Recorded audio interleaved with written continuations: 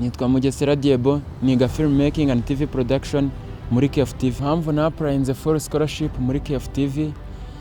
KFTV nayibonaga ku mbuga nkoranyambaga, nkabona ibintu bapostinga, nkabona bihuye n'inzozi zanjye mu ibyo ntekereza.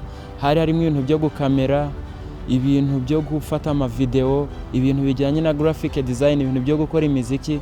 Bityo numva ndabikunze kuko nari mbifite mu nzozi kandi numva mbishaka ariko narabuze aho nabibonera. Bityo na applyinga babasha kumfata nza kuba umunyeshuri wabo. Ukuntu nabonye KFTV School ni ikigo gishoboye gufasha abanyeshuri, gifite abarimu bashoboye kwigisha, gifite ibikoresho bihagije. Umuntu wese uhageze ntabwo abura uko yiga neza ku rwego rwiza rufatitse.